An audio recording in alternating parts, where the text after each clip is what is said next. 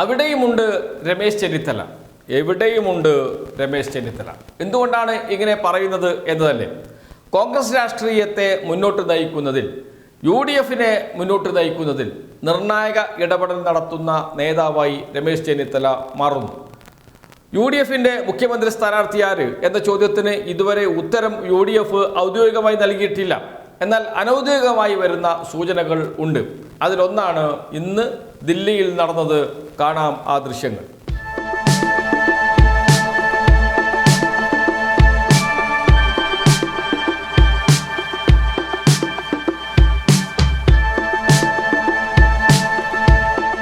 സ്ഥാനാർത്ഥി നിർണയ ചർച്ചകൾ ദില്ലിയിൽ നടന്നുകൊണ്ടിരിക്കുകയാണ്. ഇപ്പോൾ വരെ, ഈ നിമിഷം വരെയും സ്ഥാനാർത്ഥിയെ പ്രഖ്യാപിച്ചിട്ടില്ല. എന്ന് വെച്ചാൽ മാർച്ച് 17 വൈകുന്നേരം 5 മണിയായിട്ടും സ്ഥാനാർത്ഥികളെ പ്രഖ്യാപിക്കാൻ കഴിഞ്ഞിട്ടില്ല. കോൺഗ്രസിന് എന്താണ് പ്രതിസന്ധി? MP-മാർ മത്സരിക്കുമെന്ന് പ്രഖ്യാപിച്ചു. പ്രത്യേകിച്ച് കെ സുധാകരനെ അനുനയിപ്പിക്കണം.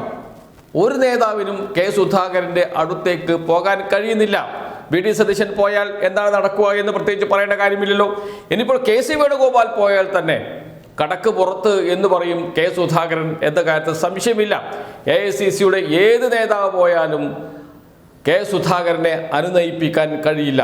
അവിടത്തേക്കാണ് പോകുന്നത് രമേശ് ചെന്നിത്തലയ്ക്ക് കെ സുധാകരനെ കാണാം, സംസാരിക്കാം, എന്താണ് നിലപാട് എന്ന് പറയാം, കോൺഗ്രസിന്റെ നിലപാടിന് ഒത്തു നിൽക്കണം എന്ന് ആവശ്യപ്പെടാം. അതൊക്കെ കഴിയും രമേശ് ചെന്നിത്തലയ്ക്ക് എന്നതാണ്. കേരളത്തിലെ ഏറ്റവും മുതിർന്ന നേതാവാണ് രമേശ് ചെന്നിത്തല എന്നതുകൊണ്ട് മാത്രമല്ല, എല്ലാ നേതാക്കളുമായും എല്ലാ പ്രവർത്തകരുമായും അടുത്ത ബന്ധം പുലർത്താൻ കഴിയുന്നു അദ്ദേഹത്തിന് എന്നതുകൊണ്ട് തന്നെയാണ്. ഇപ്പോൾ സാമുദായിക സംഘടനകൾ കോൺഗ്രസിനെതിരെ രംഗത്ത് വന്നാൽ, UDFനെതിരെ രംഗത്ത് വന്നാൽ ആരാണ് അവരെ സമീപിക്കുക, അവരെ കാണാൻ ചെല്ലുക? മറ്റാരുമല്ല, അത് രമേശ് ചെന്നിത്തലയായിരിക്കും. SNDP ജനറൽ സെക്രട്ടറി ആയിരുന്ന വെള്ളാപ്പള്ളി നടേശൻ ഒരു പ്രതിഷേധം ഉയർത്തിയാൽ, കോൺഗ്രസിനെതിരെ 2 വാചകം പറഞ്ഞാൽ അവിടെ എത്തും രമേശ് ചെന്നിത്തല സംസാരിച്ച് പ്രശ്നം പരിഹരിക്കുന്നതിന് വേണ്ടി. കാരണം SNDP എന്ന മഹാപ്രസ്ഥാനത്തിൻ്റെ ജനറൽ സെക്രട്ടറിയാണ്. ഇപ്പോൾ സാങ്കേതികമായി അല്ല എങ്കിലും അദ്ദേഹം തന്നെയാണ് SNDPയുടെ നേതാവ് എന്നോർക്കണം. അങ്ങനെയുള്ള ഒരാൾ എന്തെങ്കിലും ഒരു വാക്ക് UDFനെതിരെ പറഞ്ഞാൽ അത് UDFന് തിരിച്ചടിയാകും. അത് ഒന്ന് പരിഹരിക്കണം. അപ്പോൾ അവിടെ ഓടിയെത്തുന്നത് രമേശ് ചെന്നിത്തല തന്നെയാണ്. NSS ജനറൽ സെക്രട്ടറിയുടെ അടുത്തേക്ക് 4000ത്തേക്ക് പോകാൻ കഴിയില്ല VD സതീശന് മാത്രമല്ല കോൺഗ്രസ് നേതാക്കൾക്ക്. പക്ഷേ രമേശ് ചെന്നിത്തലയ്ക്ക് NSS ജനറൽ സെക്രട്ടറിയെ കാണാനും സംസാരിക്കാനും കഴിയും.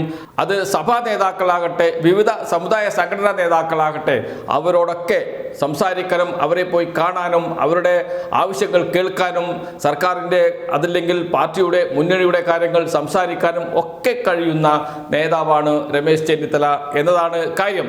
അതുകൊണ്ട് തന്നെയാണ് കേരളത്തിൽ അടുത്ത മുഖ്യമന്ത്രി UDF ജയിച്ചാൽ ആരാകും എന്ന ചോദ്യത്തിന് കോൺഗ്രസ് നേതാക്കൾ, കോൺഗ്രസ് പ്രവർത്തകർ ഒറ്റക്കെട്ടായി മറുപടി പറയുന്നത് അത് രമേശ് ചെന്നിത്തലയായിരിക്കും എന്ന്. അതിൻ്റെ സൂചനകൾ നേരത്തെ പുറത്തു വന്നിട്ടുണ്ട്. അതിൽ ഏറ്റവും പ്രധാനപ്പെട്ടത് UDFന്റെ നേതാവ് എന്ന നിലയിൽ VD സതീശൻ തന്നെ നയിച്ച പുതുയുഗ യാത്ര തിരുവനന്തപുരത്ത് എത്തിയപ്പോൾ നാം കണ്ട കാഴ്ചയാണ്.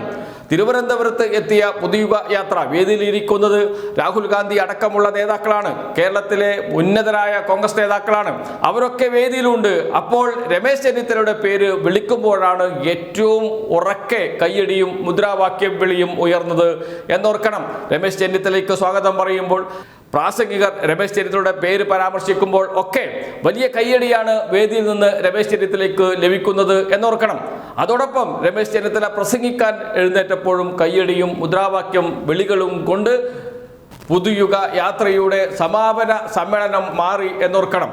വലിയ വിഭാഗം ജനങ്ങൾക്ക്, കോൺഗ്രസിലെ വലിയൊരു വിഭാഗം ജനങ്ങൾക്ക്, പ്രത്യേകിച്ച് പഴയ ഐ ഗ്രൂപ്പിനാണ് അണികളുള്ളത്. A ഗ്രൂപ്പിന് നേതാക്കന്മാർ മാത്രമേ ഉള്ളൂ. ആ പഴയ കരുണാകരൻ്റെ അനുയായികളായ ഐ ഗ്രൂപ്പ് പ്രവർത്തകർ ഒന്നടങ്കം പാർട്ടിക്ക് വേണ്ടി ജീവൻ കൊടുക്കാൻ തയ്യാറായി നിൽക്കുന്ന കോൺഗ്രസിൻ്റെ പ്രവർത്തകർ ഒന്നടങ്കം അണിനിരക്കുന്നത് രമേശ് ചെന്നിത്തലയുടെ പിറകിലാണ് എന്നതാണ് സത്യം. അതുകൊണ്ട്